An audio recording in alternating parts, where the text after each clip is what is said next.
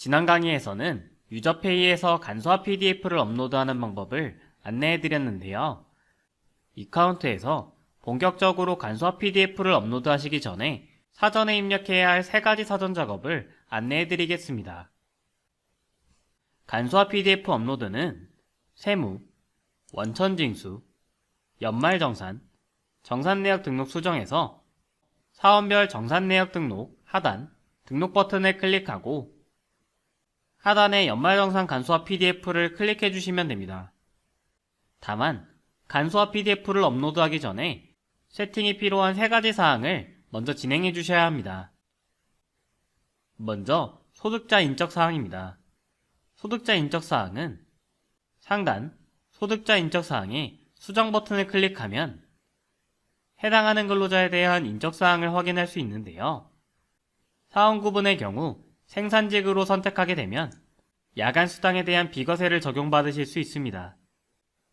세대주 여부와 무주택자 여부는 연말정산을 하실 때 주택 관련 공제에 대한 설정을 진행하실 수 있습니다. 거주자 여부를 비거주자로 선택하게 되면 대부분의 소득공제 혜택을 받으실 수 없는 점 참고 부탁드립니다. 만약 사업장이 여러 개이고 그 사업장별로 종사업장 번호가 있는 경우 사업자 단위과세 여부를 사업자 단위과세로 체크하고 종사업장 번호에 해당되는 번호를 작성해 주시면 됩니다. 두 번째, 종전근무지 및 납세조합입니다. 수정 버튼을 클릭하고 여기에서는 중도 입사자 그리고 복수 근로지가 있을 때 작성해 주시면 되는데요. 하단의 신규 버튼을 클릭하고 여기에서는 중도 입사자나 복수 근무지 근로자가 갖고 있는 근로소득 원천징수 영수 중에 일종 내용을 작성해 주시면 됩니다. 근무 처명, 사업자 등록번호, 근무기간, 감면기간, 그리고 그 이외의 금액들을 적어주시면 되는데요. 여기서 주의하셔야 될 것은 73번 결정세액을 많이 헷갈리시는데 결정세액은 차감징수세액이 아닌 결정세액을 적어주셔야 합니다. 납부하거나 환급하는 금액들은 이전 직장에서 이미 처리가 끝난 금액이기 때문에 현 직장에서는 작성하실 필요가 없습니다. 종전근무지와 관련해서 많이 여쭤봐 주시는 질문들이 있어 매뉴얼을 함께 보겠습니다. 25년도 귀속 연말정산 매뉴얼의 14페이지를 보겠습니다.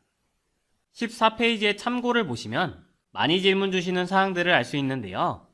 예를 들어 첫 번째로 중도퇴사했다가 추후에 다시 우리 회사로 입사하신 경우에는 우선 퇴사했던 사원 코드로는 중도정산을 하시고 중도정산을 한 후에 근로소득 원천징수 영수증 내용을 현재 우리 회사에 다니고 있는 사원 코드에 연말정산을 진행할 때 종전근무지 사항에 적어주시면 되겠습니다.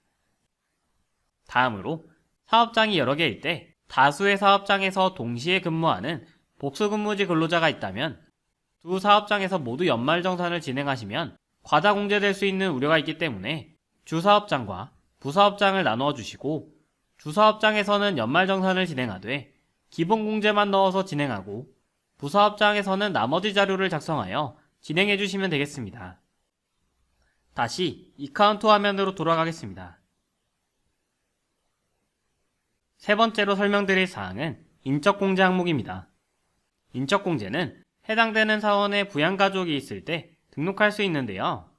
인적공제의 수정 버튼을 클릭하고 하단 부양가족 등록을 클릭하여 본인의 부양가족을 등록할 수 있습니다. 다만 인적공제에 해당하는 부양가족은 세법에서 정하고 있는 기준이 있기 때문에 해당 기준은 우측 상단 도움말 펼치기를 통해 어떤 기준들이 적용되는지 확인해 주시고 등록해 주시면 됩니다. 부양가족 등록을 클릭하면 나와 해당 가족의 관계 코드를 작성하실 수 있고 성명, 내외국인, 거주자 여부, 주민등록번호, 장애인 코드, 인적공제 항목, 자녀세액공제를 작성하실 수 있습니다. 여기서 많이 해주시는 질문이 건강보험 산정특례자와 자녀세액공제와 관련된 내용인데요. 건강보험 산정특례자란 암이나 희귀질환을 판정받고 건강보험공단에 산정특례 신청서를 제출하여 분류된 경우입니다. 이 경우에는 의료비 공제 한도가 적용되지 않기 때문에 의료비 공제를 받으실 수 있습니다. 자녀세액 공제의 경우에는 8세 이상 자녀부터 자녀 수에 따라 세액 공제가 반영되니 이 점 참고하셔서 등록해 주시면 되겠습니다.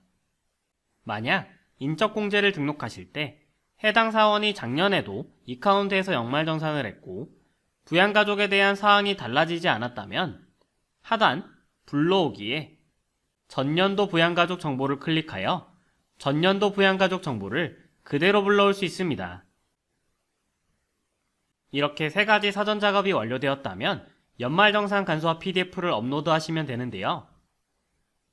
간소화 PDF를 업로드하실 때에는 연말정산 간소화 PDF를 클릭하고 확인, 첨부를 클릭하셔서 고객님이 가지고 계신 간소화 PDF 자료를 클릭해 주시면 됩니다. 비밀번호는 연말정산 간소화 PDF를 다운로드 받으실 때 작성하셨던 비밀번호를 넣어주시면 되고 없으시다면 공란으로 두시고 자료 등록 클릭해 주시면 됩니다. 그러면 오류 검증 확인 사항, 개별 반영 항목 확인, 반영 항목 확인이 나오는데요.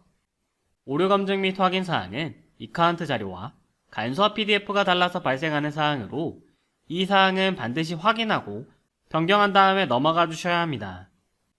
이 사원의 경우 월세액, 주택임차 차입금 원리금 상환액에 대해서 주택공제를 받고자 하는데 현재 이카운트에서 무주택자가 아닌 유주택자로 설정되어 공제 불가능합니다.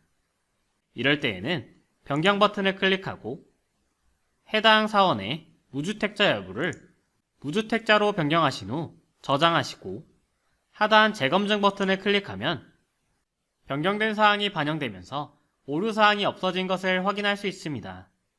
다음으로 개별 반영 항목 확인은 근로자 본인이 직접 공제 요건을 확인하고 반영 여부를 판단해 주셔야 되는 항목입니다. 개별 공제 항목에서 보이는 공제 항목들은 반영이라는 체크박스를 클릭하시면 어떤 공제 항목들이 적용되는지 세부 내역을 확인하실 수 있습니다. 예시로 보장성 보험료를 말씀드리겠습니다. 보장성 보험료는 계약자, 주피보험자, 종피보험자가 모두 기본공제 대상일 때만 가능합니다. 반영에 체크하면 해당 사람들이 계약자, 주피보험자, 종피보험자인 기본공제 대상인지 확인해달라는 메시지가 나타나게 됩니다. 만약 이카운트에서 기본공제 대상이 아니라면 이카운트에서 연말정산을 진행하실 때 자동으로 공제 항목에서 누락될 수 있습니다. 반영 항목 확인은 특이사항이 없다면 모두 반영을 클릭하시고 하단의 자료 반영을 클릭하여 확인해 주시면 됩니다. 반영되었다는 메시지를 확인하고 하단에 저장 계산 처리를 눌러주시면 되는데 그 전에 변경할 사항이 있다면 옆에 수정 버튼을 클릭하여 고객님께서 금액을 수기로 수정하실 수도 있습니다. 수정하셨다면 저장 버튼을 클릭하고 반드시 저장 계산 처리를 눌러주셔야 수정된 사항이 반영될 수 있습니다. 다음 시간부터는 연말정산 시 필요한 소득공제 항목을 처리하는 방법에 대해 안내해 드리겠습니다. 감사합니다.